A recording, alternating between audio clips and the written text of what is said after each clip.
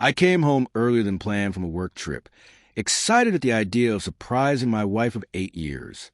Quietly slipping my key into the lock, I imagined sneaking up behind her and wrapping her in the kind of hug that would make her whole day melt away. But halfway up the stairs, voices stopped me cold.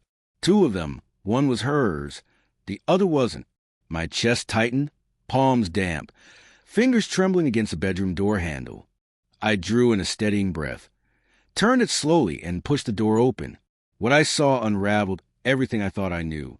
Just 3 words thundered in my head. Both of you, my name is David, and this is how my world shattered in a single instant. At 34, I believed I had it all: a solid career as a regional sales manager, a comfortable home in the suburbs, and Sarah, my college sweetheart, my wife, my partner 12 years. To everyone around us, we looked like the perfect couple. Sarah freelanced as a graphic designer, mostly from home, which I thought was ideal. She had the freedom to pursue what she loved, yet she was always there to welcome me after long trips. I'd walk in to find her smiling, dinner waiting, evenings filled with laughter or daydreams about vacations. Life felt secure, steady, reliable. But hindsight is merciless. The warning signs had always been there. Her phone suddenly flipped face down at the table. Gym sessions she never used to have.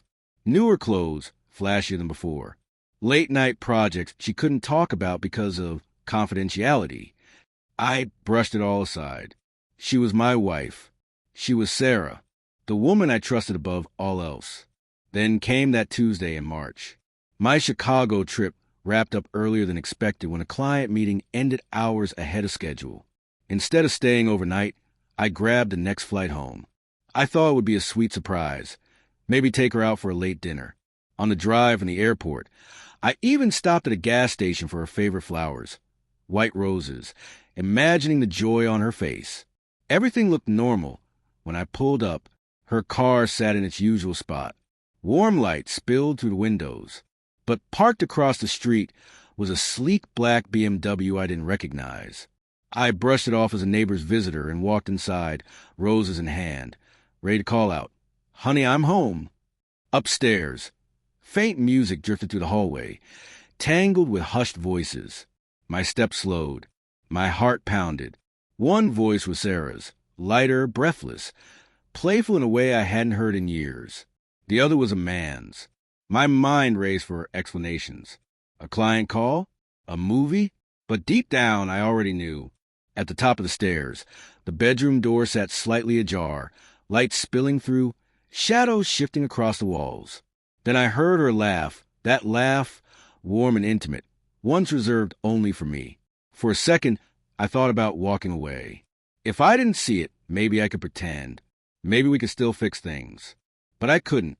I pushed the door open, and the sight that met me was worse than anything my imagination could conjure. Sarah was in bed with another man, a stranger, young, fit, confident, so lost in each other. They didn't even notice me standing there. My own voice came before I could think. Calm, firm, out, now. Everything snapped. Sarah scrambled for the sheets, her face torn between shock, fear, and almost strangely relief. The man, who I later learned was Jake, her gym trainer, clumsily pulled on his clothes, hands shaking. "David, I can explain," Sarah started. I cut her off with a hand. "No." Jake mumbled an apology, then rushed past me, avoiding my eyes. A moment later, the front door slammed, followed by the sound of cars speeding away. Sarah sat on the edge of our bed, wrapped in the sheets we bought for our 5th anniversary, crying. I felt nothing. Not rage, not heartbreak, not even betrayal. Just a hollow emptiness. "How long?" I asked finally. "David, please, let's talk." "How long, Sarah?" Her eyes dropped. 6 months. Half a year of lies. Half a year of secrets. 6 months of telling me, "I love you," while giving her heart to someone else. The strangest part was my own reaction. I didn't explode. I didn't collapse. I didn't beg. I just asked my questions with the calmness of a man discussing the weather. "Do you love him?" Her silence was answer enough. "Are you leaving me?" I don't know. I never meant for this. David, It just happened. I nodded as if she'd said it might rain tomorrow. I'm packing a bag. I'll get a hotel tonight. We'll talk tomorrow. David, wait, she cried, following me as I pulled clothes from drawers, grabbed toiletries from the bathroom we'd renovated together. She begged, apologized, tried to explain, but my mind was already elsewhere. Lawyers, finances, who would keep the house. At the door, she clutched my arm. Please, we can fix this. We'll do counseling. I'll end it with Jake. Don't give up on us. I looked at her, mascara smeared, hair disheveled, suddenly small and fragile. You gave up on us, I whispered, 6 months ago. The next morning, I woke in a bland hotel room, staring at a ceiling that wasn't mine. 17 missed calls from Sarah. Dozens of texts shifting from pleading to fury to desperate bargaining. I didn't reply. Instead, I called in sick, drove to a hiking trail, and walked. For hours, I wandered in silence. And in that quiet, the truth hit me. The signs have been there all along. The secrecy, the distance, the shallow conversations, the way she'd stopped dreaming out loud about our future. And the hardest truth of all, I hadn't been happy either. I'd been clinging to the illusion of a perfect marriage, ignoring what was crumbling underneath. By the time I returned to the hotel, my decision was made. 3 months later, the divorce was finalized. Sarah moved in with Jake. I bought a smaller house closer to work. The process was surprisingly civil.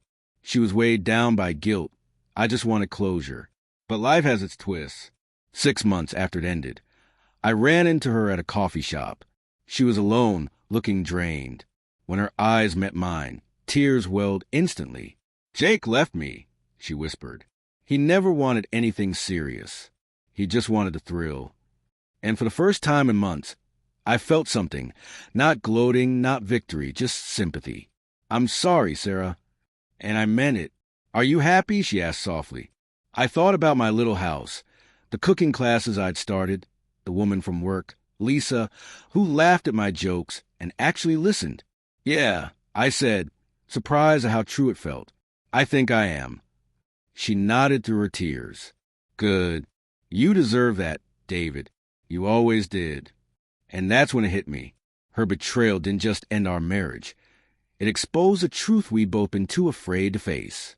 Our marriage had been dying long before she crossed the line. Neither of us had the courage to admit it. Sometimes the most painful ending is the one that finally sets you free. Sometimes what feels like destruction is really the beginning of the life you were meant to live.